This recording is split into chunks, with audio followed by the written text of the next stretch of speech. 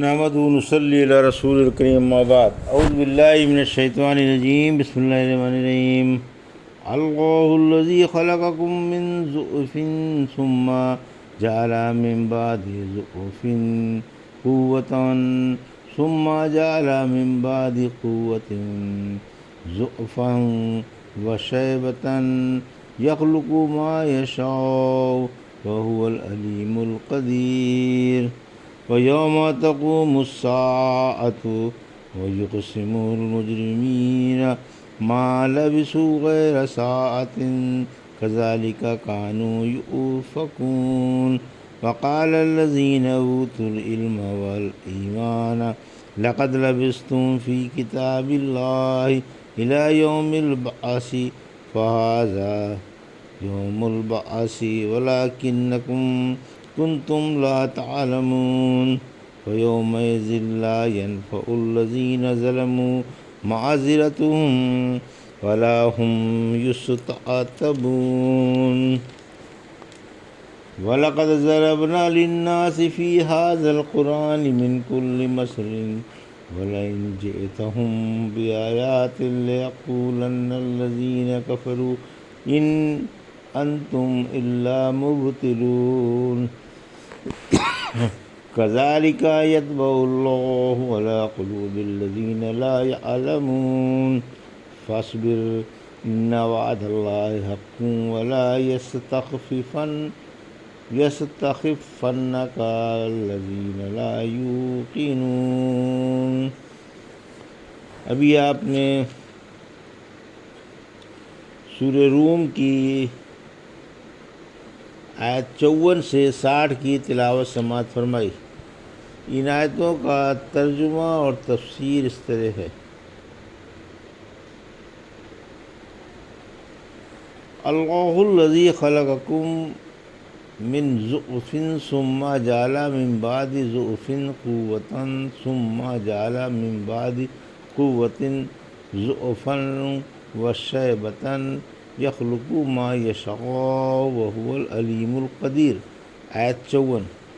ترجمہ: اللہ ہی نے تم کو کمزوری میں پیدا کیا، پھر کمزوری کے بعد طاقت بخشی، پھر طاقت کے بعد کمزوری اور بڑھاپا دیا۔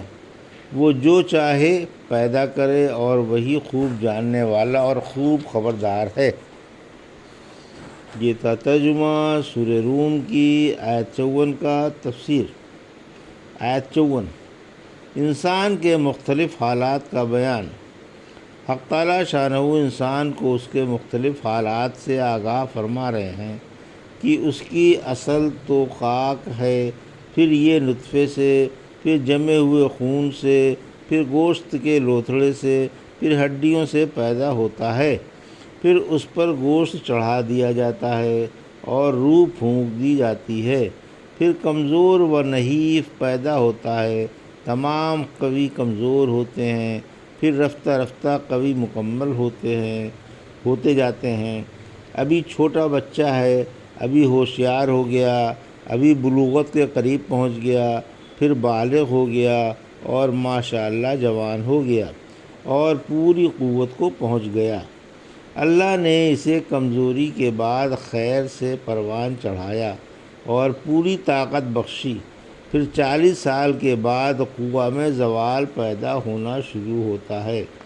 انسان جوان سے ادھیڑ اور ادھیڑ سے بوڑھا ہوتا چلا جاتا ہے، حوصلے پست ہو جاتے ہیں، حرکات و گرفت کمزور پڑ جاتی ہے، بال سفید ہو جاتے ہیں اور اندرونی و بیرونی حالات میں تغیر پیدا ہونے لگتا ہے۔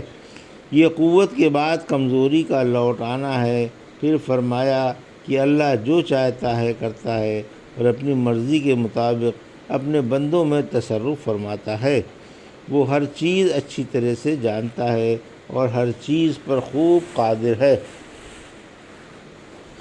وَيَوْمَ تَقُومُ السَّاعَةُ يُقْسِمُ الْمُجْرِمُونَ مَا لَبِثُوا غَيْرَ سَاعَةٍ كَذَلِكَ كَانُوا يُؤْفَكُونَ۔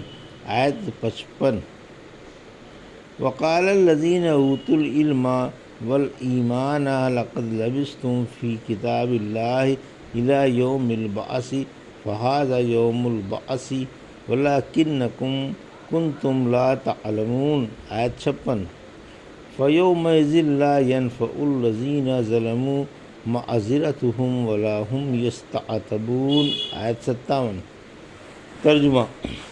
اور جس دن قیامت آ جائے گی تو مجرم قسمیں کھا کھا کر کہیں گے کہ وہ گھڑی بھر ہی ٹھہرے، اسی طرح دنیا میں یہ بہکے ہوئے ہی رہے، اور جن لوگوں کو علم و ایمان نصیب ہے وہ جواب دیں گے کہ تم اللہ کی کتاب کے مطابق قیامت تک ٹھہرے رہے، اس لیے یہ قیامت کا دن آ گیا ہے، لیکن تم کو تو اس کا یقین ہی نہ تھا۔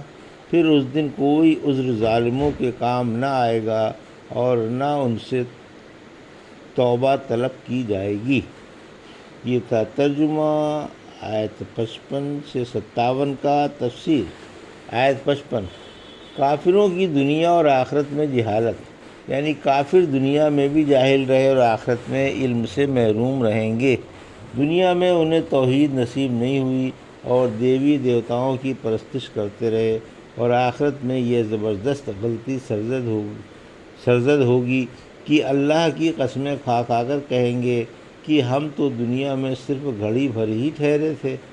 اس کہنے سے مقصد یہ ہوگا کہ ان پر حجت قائم نہیں ہوئی اور انہیں اتنا موقع ہی نہیں ملا کہ رسولوں کو مانتے، اس لیے انہیں معذور سمجھنا چاہیے۔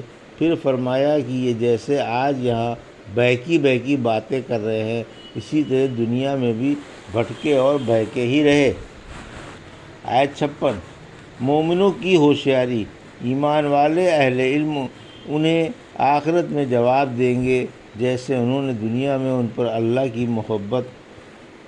کی حجت قائم کی تھی، آج بھی وہی بتائیں گے کہ تم اللہ کی کتاب الاعمال کے مطابق پیدائش سے لے کر دوسری دفعہ زندہ ہونے تک ٹھہرے رہے، لیکن تم کو تو زندگی بعد الموت کا یقین ہی نہ تھا۔ آیت 57۔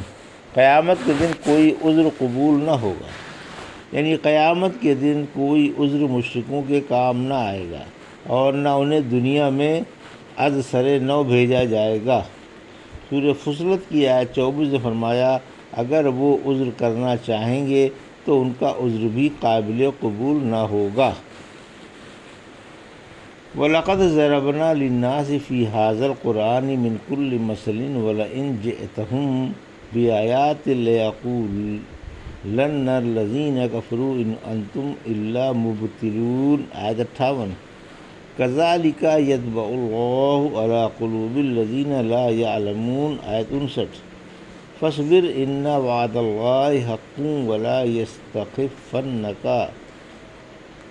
يَسْتَخِفَّنَّكَ الَّذِينَ لَا يُوقِنُونَ۔ آیت 60۔ ترجمہ۔ بلا شبہ ہم نے اس قرآن میں لوگوں کے لیے ہر قسم کی مثالیں بیان کر دی ہیں، اور اگر آپ ان کے پاس کوئی نشانی لے کر آئیں تو یقیناً کافر یہی کہیں گے کہ تم جھوٹے ہو۔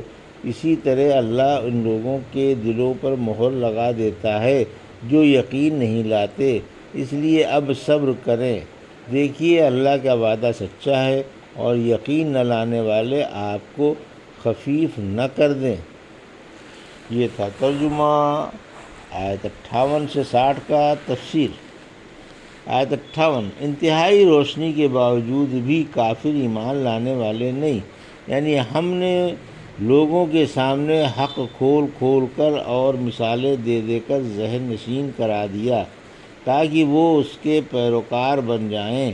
پھر فرمایا کہ آپ ان کے پاس کوئی بھی معجزہ لے آئیں، خواہ انہوں نے اسے طلب کیا ہو یا نہ کیا ہو، یہ ہرگز اس پر ایمان نہیں لائیں گے، بلکہ اسے جادو اور باطل بتا دیں گے، جیسا کہ شق القمر کا معجزہ دیکھ کر جادو بتا دیا تھا۔ سورہ یونس کی آیت 96 میں فرمایا جن پر آپ کے رب کی عذاب کی بات واجب ہو گئی وہ ایمان لانے والے نہیں، گو آپ ان کے پاس دنیا بھر کے معجزے اور نشانیاں لے آئیں جب تک کہ دردناک عذاب نہ دیکھ لیں گے۔ آیت 59۔ بے ایمانوں کے دلوں پر مہر لگ جاتی ہے، یعنی اسی طرح اللہ بے ایمانوں کے دلوں پر مہر لگا دیتا ہے۔ آیت 60۔ رحمت عالم صلی اللہ علیہ وسلم کو تسلی، نبی صلی اللہ علیہ وسلم کو تسلی دی جا رہی ہے کہ ہر کام میں اللہ کا وعدہ سچا ہے، آپ مشرکوں کی مخالفت اور دشمنی کو برداشت کر لیں، اللہ نے جو آپ سے وعدہ فرمایا ہے وہ ضرور پورا ہوگا، دنیا اور آخرت میں حسن انجام آپ ہی کا ہو اور آپ کے ماننے والوں ہی کا ہوگا۔ یہ بے ایمان آپ کو آپ کے فرائض سے نہ روک دیں، آپ تو اپنے کام میں لگے رہیں اور جم کر اپنے فرائض انجام دیتے رہیں، کیونکہ آپ بلا خوف تردید اسی حق پر ہیں جس کے سوا کوئی راہ ہدایت قابل اتباع ہے ہی نہیں، تمام صداقتیں آپ ہی کے دین میں بند ہیں۔ الحمدللہ سورہ روم کی تفسیر ختم ہوئی۔ ابھی یہ تھی سورہ روم کی آیت 54 سے 60 کا ترجمہ اور تفسیر جو بھی آپ نے سماعت فرمائی۔ بارک اللہ لی و لکم فی القرآن الحکیم و نفعنی ایاکم بآیات الذکر الحکیم۔